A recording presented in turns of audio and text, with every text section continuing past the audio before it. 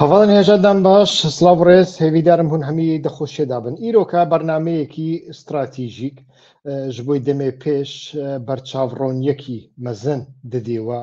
ئەس باوەڕم دەمەکی درێژە لەسەر کار دەکەم و ئاگاهیان پڕ جوودا دەدەستێ مندانە و جارە یەکەمین هوندێ لەڤر ببینن ئەوژی کارڤدانە پێڤژەیە ئیمرالی دەناوبەرە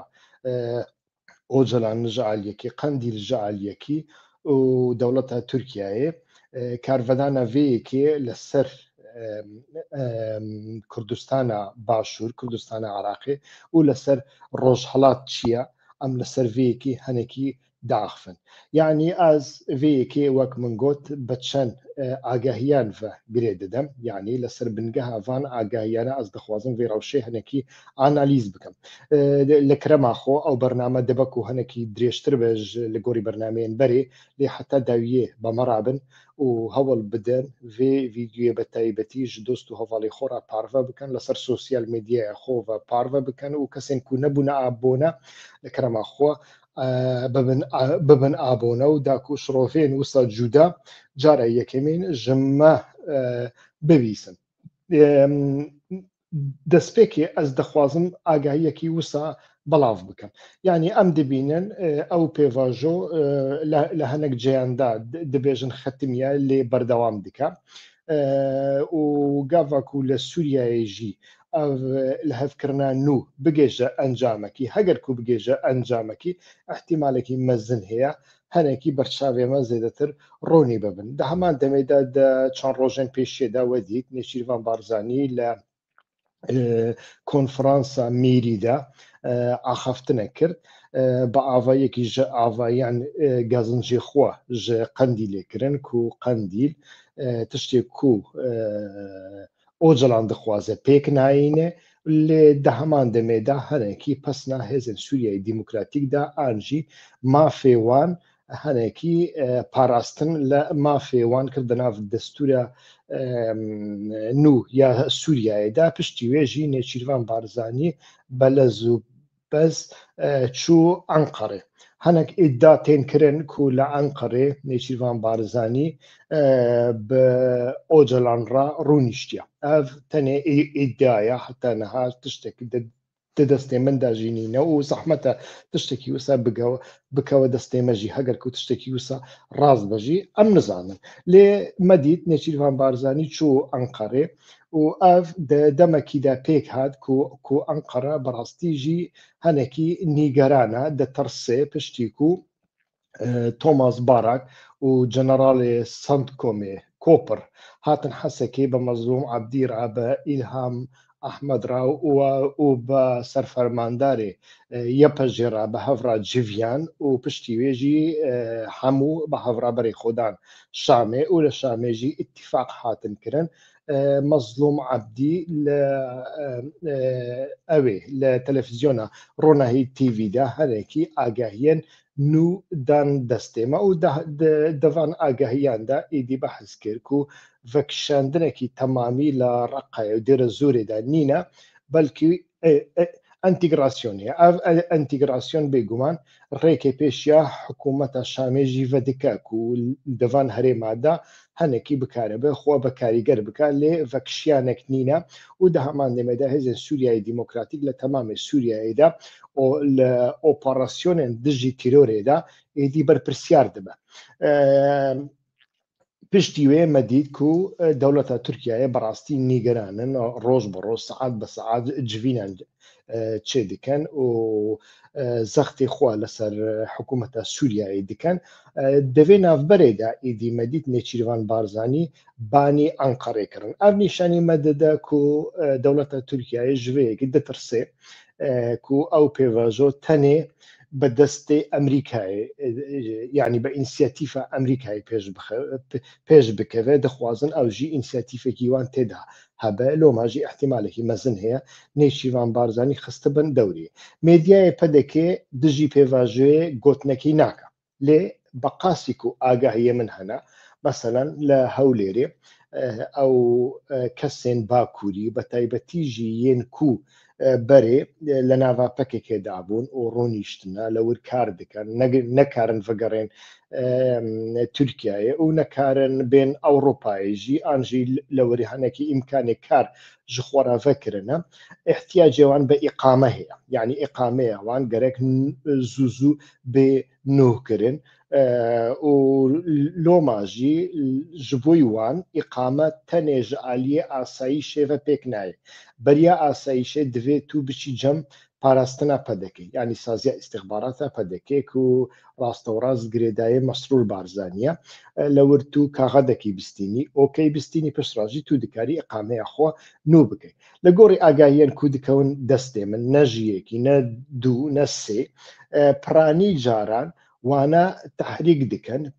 yani dixwazin sereta nemza wan fikrên wan dîtinên wan li ser vê pêvajoyê îmraliyê bizanibin û piştrajî bi avayekî nerasta û xwe nerasta rast wana tehrîk dikin ku li dijî pêvajoyê bin an jî bêbaweriya wan li hemberî pêvajoyê pêş dixin yani ev li vê derê de paradoksekî nîşanî me dide di navbera gutara medyayî gutara dîplomasiya پ.د.ک û di heman demê de gutarê wanî pişt perdê loma jî tu lê dinêrî li ser sosyal medyayê jî de berdewam kesên ku bi avayekî ji avayiyan dewarê fikrî de dewarê îdeolojî de heta dewarê aborî de nêzî پ.د.ک nêzî mala Barzanî ne ew zêdetir nîgeraniyên xwe li hemberî pêvajoyê nîşan didin ev zêdetir dixwazin gutarên xwe ya li nav kewaneyan de dibêjim netewperistî nasyonalîstî berdewam pêş vebixin û ew bêbaweriyê piranî çê dikin ev nîşana çi ye yani ev mijarekî giring e di heman demê de li badînan em bêjin hêdî hêdî hêzên پ.د.ک vedikşin yani niha li hêzên پ.د.ک li badînan li gorî agahiyê min ji xênî gara li ciyekî dinê de nemane yani li zapê jî nemane li zapê li çend tepeyan de hebûn bi taybetî jî tepeya bihar lewir de rêk pêşiya wan vekirin îtîfaqek ez bawerim hat kirin rêk pêşiya wan vekirin û ew girîlê ku lewir mabûn vekişiyan ew tunêl û sengerên wan îdî lewir de bicêman niha dewleta Tirkiye têda ye dewleta Tirkiye li herêma berwarî berdewam bi şevê hinek operasyonan dike heta niha jî ew operasyon çi ne em nizanin lê em dizanin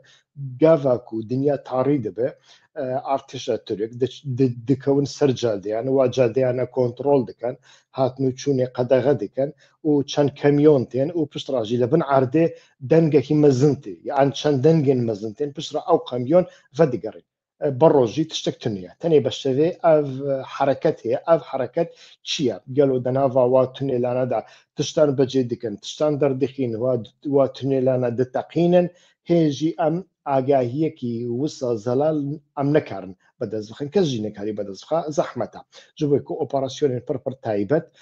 û dibin çavdêriya istixbarat û artêşa Tirkiyeyê de tên encam dayîn lê xuya dike û ew kadro piranî ew kadr û şervanên پ.ک HP lewir vedikişiyan û di heman demê de li ser snûr li Qendîl li nêzî Xwakurkê jî li hinek ciyan heta digêje pêncûyî berdewam xebatekî şev û roj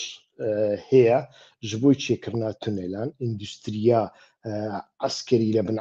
li bin erdê de ew îndûstrî jî çine çinîne di nav wan de dron hene nîne em hê jî nizanin lê xebatekî pir mezin heye hatin çûnekî pir mezin heye li bin erdê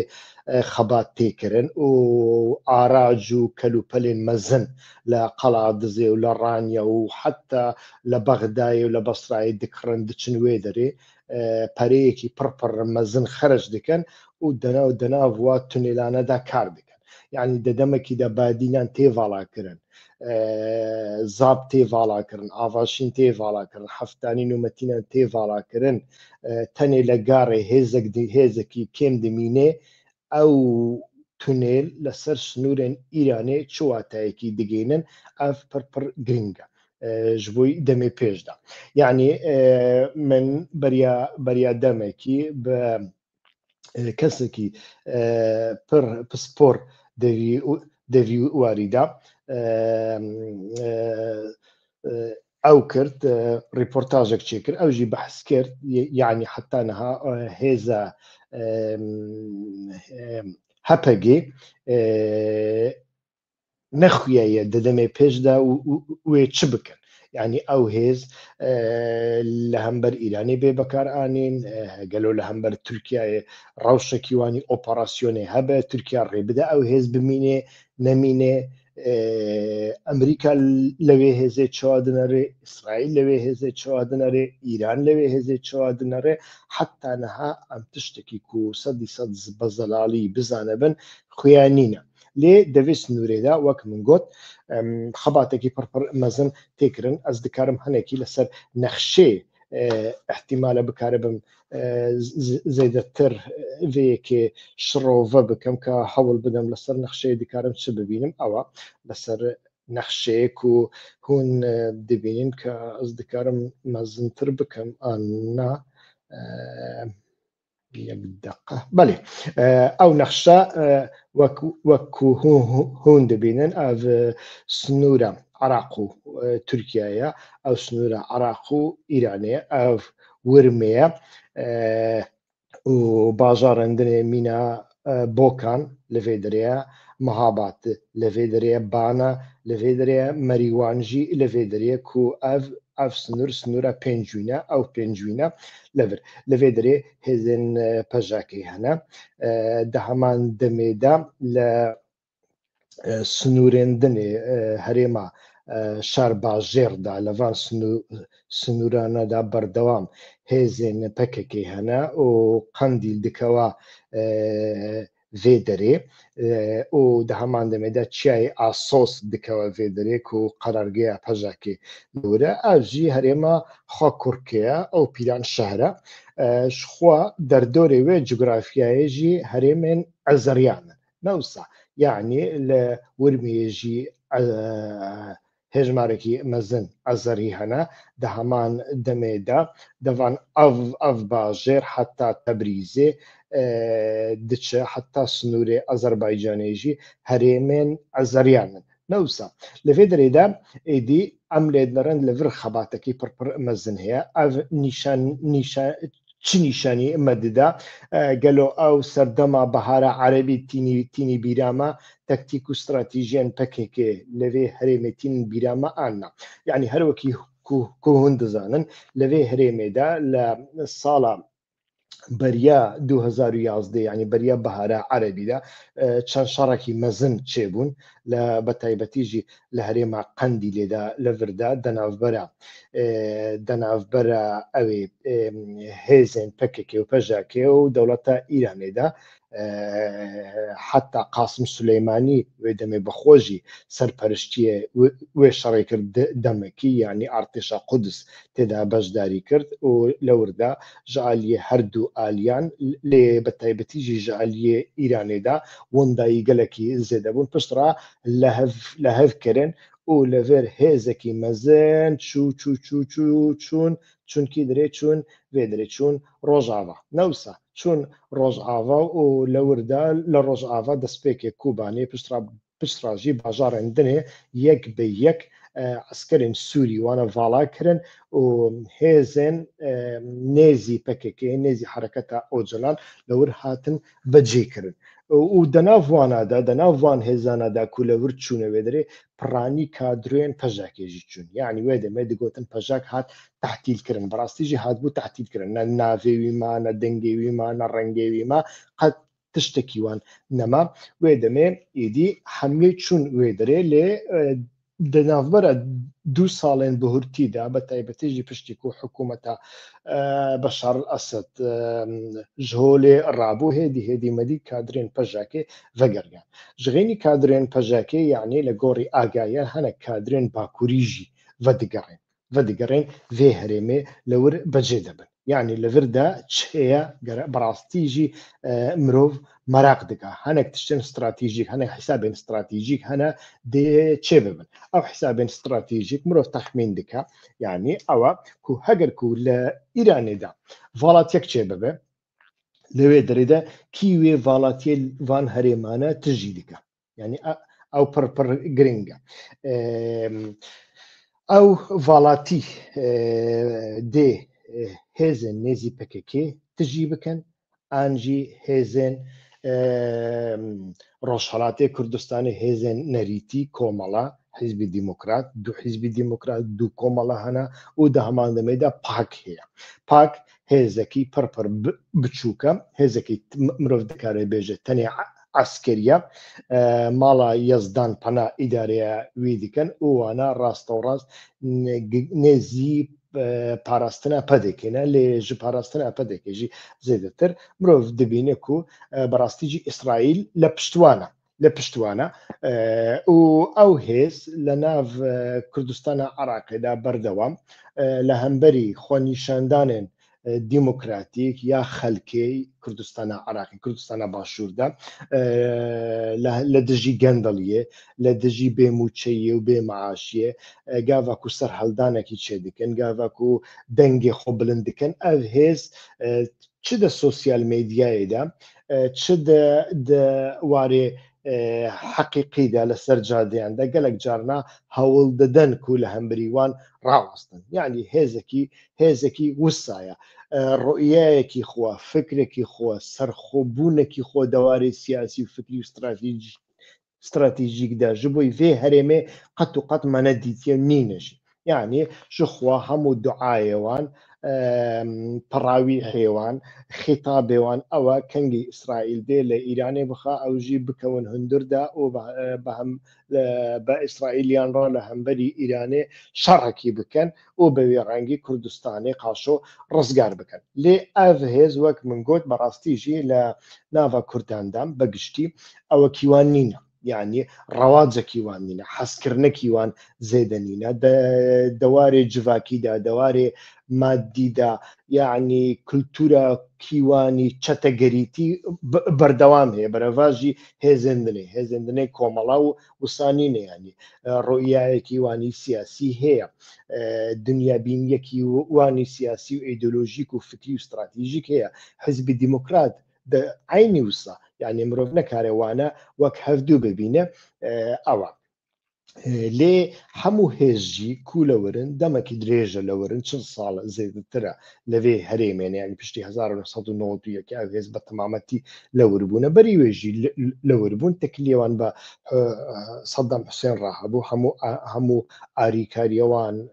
دەواری عسکەری دەواری مادیدا ژالیە ڕژێمە سەدام دەهات تأمینکردن لێ پشتی 1990 ئەو هێز بە تەمامەتی کەتن بن کۆنتڕۆڵە پ.د.ک و یەنەکێ پ.د.ک و یەنەکێژی لە گۆڕی بەرژەوەندیێوان و سیاسەتێوان و هافسەنگین سیاسی یاوان بە ئیرانێڕا بەڤان هێزانەڕا لە هەف دگەڕیان جارناوانە سەربەز دکردن جارناوانە ئیدی تەنگ دکردن حتا ئیرۆژی ئەو ڕەوش بەوی ڕەنگیە ینی بەریاک و ئیسرائیل لە ئیرانێ بخا بەردەوام ئیران گوشارێکی مەزن لەسەر حکوومەتە عێراقی و لەسەر هێزن حکوومەتە هەرێمی کوردستانی ساز دکردن و وانە هێدی لە جێیاندا کۆم بکەن لێ هەردوو هێزجی تەمامەن وانە تەسفیە ناکەن یعنی لە هەنێک جیاندا کۆم دکەن حەبس دکەن هاتنو چوونەوان هەنێکی قەڵز دکەن لێ سەدی سەد وانە تەسفیە ناکەن وەک من گوتی کۆمەڵە پرانی لە هەرێمە یەکێتیەنە حیزبی دیموکرات لە هەرێمە پ.د.کێنە لە کوی سنجاقێنە پرانی و جار ناجار هاتنو چوونێوان لەسەر سنوورژی چێ دەبێ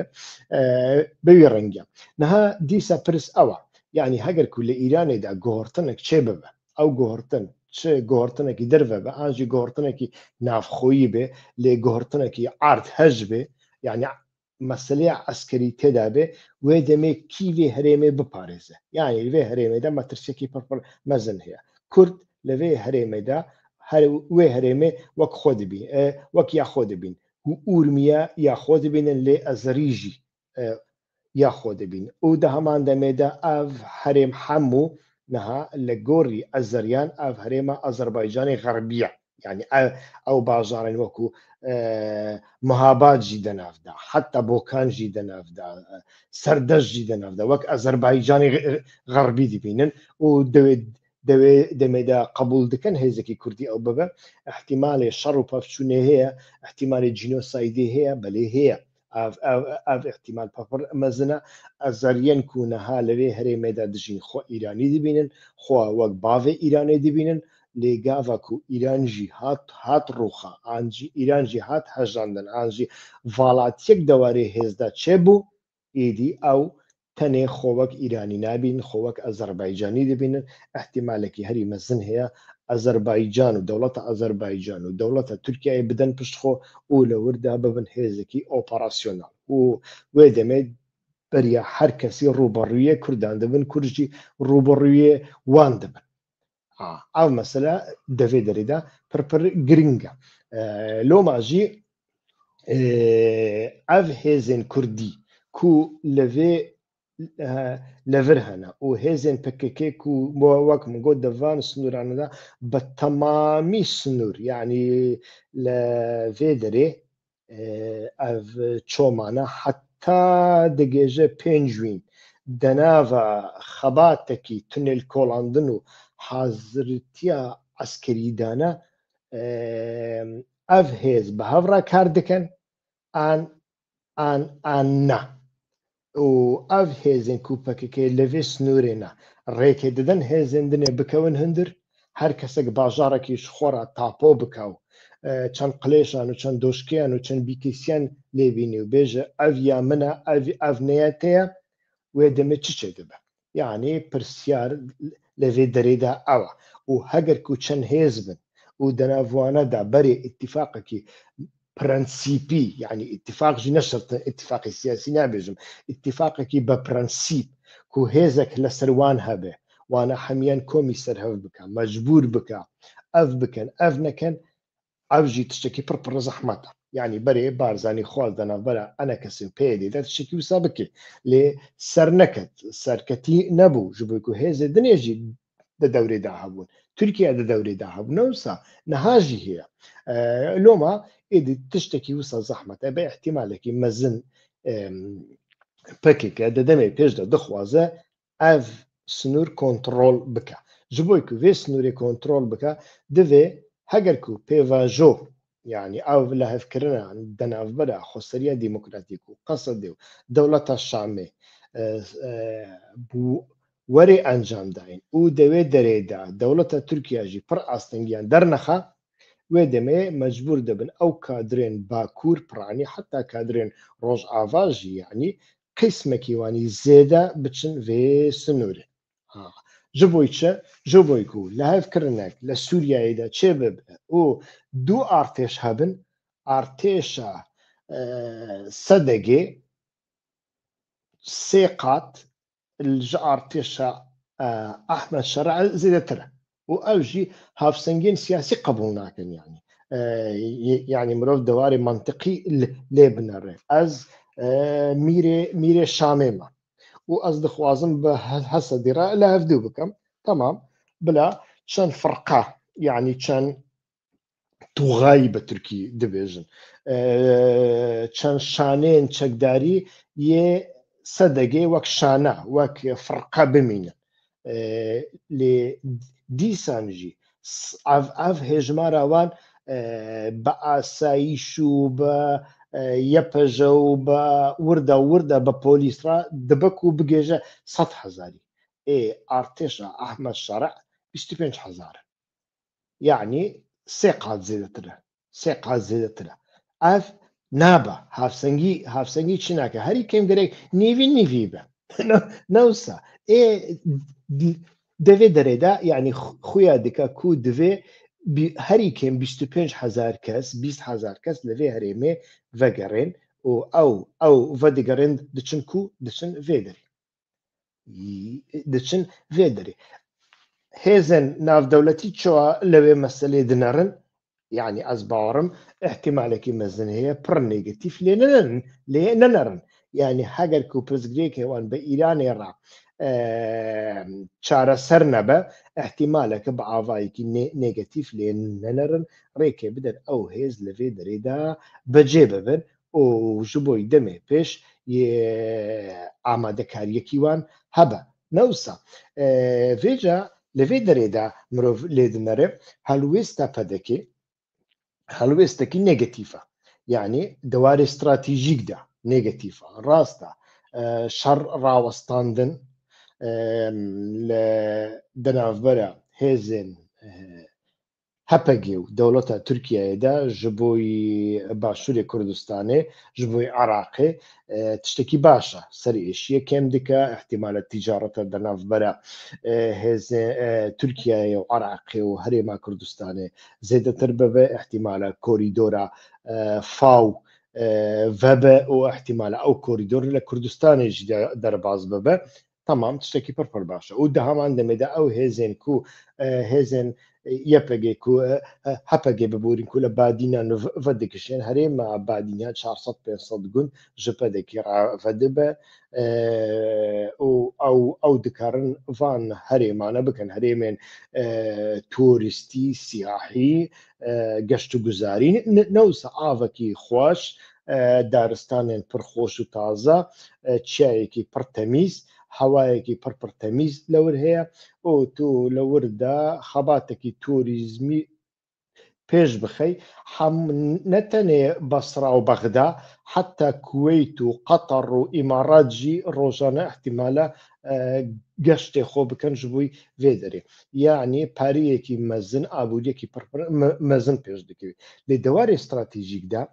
hinekî پ.د.ک تووشی zehmetiyan dike heger ku ew pêvajo hem li Sûriyeyê encam werbigire hem li Tirkiye encam werbigire û di heman demê de ew hêzên zêde ya hereketên ojelanî ku li Sûriyeyê ne û li Badînan bûn wan vegerên biçin ser snûra Îranê wê demê Rojhilatê Kurdistanê de li demê pêş de her teqînek çêbibe êdî dîsa hereketên ojelanî li wir de hukm dikin û rêkê nadin hêzên dinê bibê kontrolê wan derbasî wî aliyê bibin derbasî wî aliyê bibin li wê demê de yanî hereketa ojelanî li Kurdistanê de hukmekî zêde dike hukmekî zêde dike li 4 parçeyên li 3 parçeyên Kurdistanê de êdî dibe hereketa yekemîn newsa ji bo Barzaniyan pêvajoyekî wisa yanî nayê hezkirin dewarê stratejîk de dibêjim dewarê siyaseta rojane nabêjim yanî lê dewarê dûr û dirêj de tiştekî wisa heye پ.د.ک berdewam li ser vêyekê dijî li aliyekê re bi Bexdayê re berdewam dike bi sedan hezar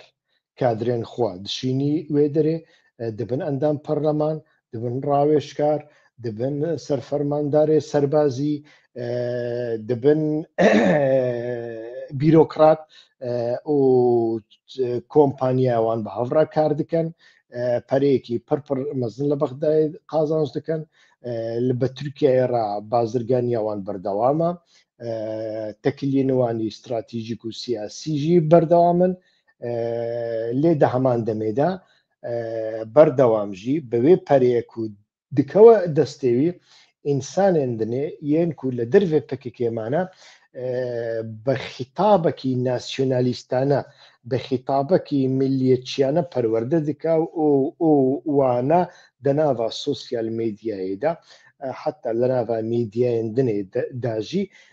wane han dide tew dide newsa tew dide li ser vêyekê de jî û li ser vêyekê jî dikare gelek guşar û zextên civakî û psîkolojî û siyasî û îdeolojî li ser hereketa پ.د.ک çê bike û li Îranê jî vêyekê dike yanî niha her gav nakokî di navbera پ.د.ک û پ.د.ک de hebin zêdetir Kurdê Îranê ne niha jî mesela yek ku dibêjin پ.د.ک teslîm bûye ocelan teslîm bûye her tiştî teslîm dikin tiştekî ji bo Kurdan naxwazin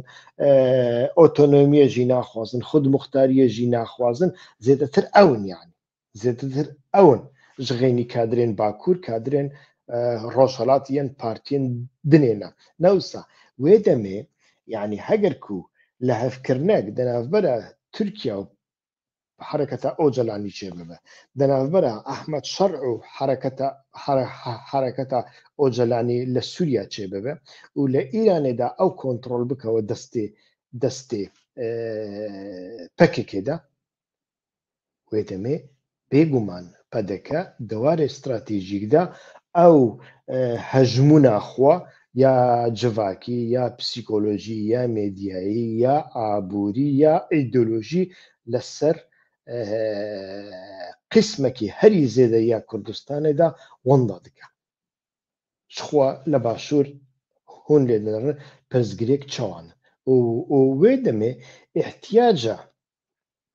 هێزێن ناودەولەتیژی بە پەدەکێڕە کێم دەبێت یعنی مەبەستێ من ئیران و تورکیایە وێ دەمێ ڕێکا سیاسی لە باشووری کوردستانی ئەفە دەبێت ڕێکا سیاسەتی حەقا ڕاستی نها لە باشووری کوردستانی سیاسەتێکی ڕاستی نینە چما ئەم سیاسەتی ناکەن لە باشوور ژبێک و سیاست نایەکرد حتا ڕەوژ وسابێ سیاست لە باشووری کوردستانی درەوە یعنی تۆ ڕاستی بخوازی تۆ بخوازی بازرگانیە بکەی تو دکاری سیاسەتی بکەی تو دکاری خۆ نامزەد بکەی ji بۆی پەرلەمان توێ نەوسا لێ هەگەرکو تو بخوازی سیاست بکەی سیاسەتی نەکەی چێترە لە کوردستانە عێراقدا ئەف ڕەوشە ڕاستیە لێ هەگەرکو ئەو پێڤاژوو وەرێ ئەنجام داین ئاف ڕەوش بە تەمامەتی تێگۆڕتن وێ دەمێت تورکیا چه احتیاجێوی بە پەدەکێ هەبە ئیران چ احتیاجێوی پێ هەبێ ئیسرائیل چه احتیاجێوی پێ هەبێ پەدەکە چ دکە یعنی وێ دەمێ پەدەکە نەکارە یعنی جۆرافیایەکی پەدێکی بە ئیسرائیل ئێرانینە کو بێژە ئەم بێژن دەبە متفقی ئیسرائیلێ و لە شوونە ئیسرائیلێ لە هەمبەری تورکیای شەڕ دکا لە هەمبەری عێراقی شەڕ دکا لە هەمبەری سووریای شەڕ دکا لە هەمبەری ئیرانی شەڕ دکا تشتێکی ویسە ممکن نینە شخوا ئیسرائیلژی پێویستیەوی پێ نینە من چەند جاراندا لە شڕۆڤەیاندا بەحس کردیا ئیسرائیل تشتێک و ji بۆ لە سوێدا دکا لە حەسەکێ ناکە لە هەولێرێ ناکە لە مەهاباتێ ناکە سنوورێکی وینینە یعنی ڕاستە دەوارێ گوتاردا پشگیری دکا لێ دەوارێ پراکتیکیدا ئیسرائیل تشتێکی ji بۆی ڤان هەرێمانە بکە نینە هەرێما سوێدا و هەرێما دروزان تشتێکی جودایە دروز پرانیان خۆ لە ئیسرائیلێنا پرانیان خۆ کادرێن پارتیا لیکودن پارتیا نەتەنیاهۆنا و گەلێکی وان فەرماندە و سەرفەرماندارن ئارتێشا ئیسرائیلینە یعنی هێزێکی وان هەیە و دە هەمان دەمێدا سوێدا لەسەر سنووری ئیسرائیلە یعنی ئیسرائیل گاڤک و سوێدا دەپارێزی دروزن سوێدا یا سووریا دەپارێزی خۆ دەپارێزی سنووری خۆ دەپارێزی لێ لە مەهاباتی حیساب ئیسرائیلی وسانینە لە هەولێری حیساب ئیسرائیلی وسانینە لە حەلەبێژی لە حەلەبێ و لە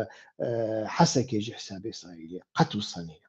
ڕاستە ئیسرائیل دەخوازە ژوان ناکۆکیانە فایدە ببینێ دەخوازە کورد بەردەوام بە تورکیا ڕا بە ئیران ڕا بە عەرەبان ڕا بەردەوام دەناوە شەڕێکی دابن لێ دەوارێ پراکتیکی دە تشتێکی ژۆڕە دەکات نەخی دە دیرۆکێدا لە ساڵێن شێستیدا چەند جار ئەڤ هاتیە سەلماندن لۆماژی بارزانیژی یعنی بە قاسێک و تەکلیەوەن بە ئیسرائیل پڕخۆشن لێ ڕیسکێکی وسا باوەڕ ناکەم بکەن هەگەرکو ئەڤ هاوسەنگێک و ئەم بەحەز دەکەن وسە بەوێ ڕەنگی بمەشە دەردۆرێ ماڵا بارزانی پڕپڕ تەنگ دەبێ و لە کوردستانە عێراقێدا ژی وەک من گوت ڕێک لە پێشیە سیاسەتێ تێخۆشکردن ji بۆی کوونەها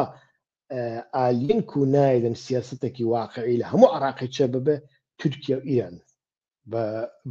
بە دەرەجە یەک تورکیا و ئیران حتا وەکو هەژمونە تورکیا و هەژمونە ئیرانی نەوێ زەعیفکردن سیاسەتکردن بە معنەیە سیاسی بە معنەیە زانستی لە کوردستانە عێراقدا لە باشووردا لە ناوە عێراقدا حتا بەسڕایژی ژغەینی بازرگانیە و ژغەینی ئەحمەقکردنە خەڵکێ ژغەینی کووت و پەرە دخەی جێباخۆ تشتێکی دنێ نینە ئەف تشتێک گۆڕت هەگەرکو بەوێ ڕەنگی بیلۆ ماشی مرۆڤ لێت نەڕێ ئەف دەوڵەتە تورکیا کوونەها لە پیلانێکی نو دگەڕێ لۆ ماژینی چیروان بارزانی بان کرد و نیگەرانیان پەدێکێ ji binve ku wek min got parastin bi avayekî dinê kar dike لە تەلەڤیزیۆنێ بە ئاڤایەکی بەحەز دەکەن لێ پاراستن ji binve بە ئاڤایەکی جوداتر کار دکە لە بن van ترسانەدا هەم داهاتویە malbata بارزانیەیە یعنی یەنەکە نەوسە یەنەکە دکارێت لە گۆڕی شەرت و مەرجان ڕەنگێکی جودا بدێ خوا یعنی ئیمکانی وێ وێ مناوەڕێ هەنا لێ پەدەکە نەکارێ لە بنڤان ترسانەدا ئەو یەکەیە لە هەمان دەمێدا ئەو هێزە نێزی پەدەکی یا کوردستانە ئیرانێنە وێ دەمێ بەڕاستیژی چۆ دەکارن دەربازی ڕۆژهەڵاتی کوردستانی ببن لە پێشیاوان لەڤ سنوورانەدا ئیدی تونێل نەهات تێنچێکردن ئەڤژی هەیە یعنی هوندکارن دەوارێ تۆلێرانس و دیموکراسی و حتا یەکێتیانەتەوی واتشتانە هوندکارن vê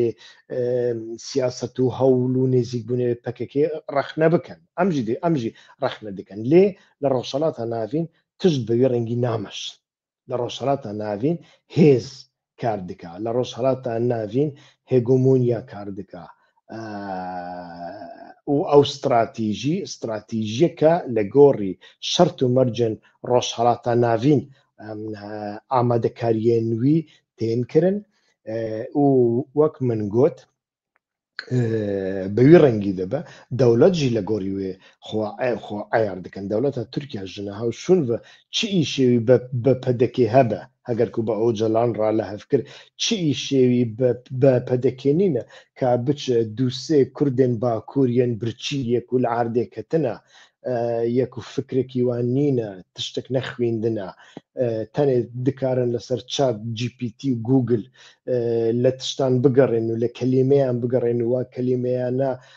بۆیاغەکی ناسیۆنالیستی نەتەوە پەرستی لێ بخۆن و بفرۆشنە خەڵکێ چما دەوڵەتە تورک ئیشەوی بە پەدەکەیەکی وسا هەبەیانی ئیشەوی پێ نامینێ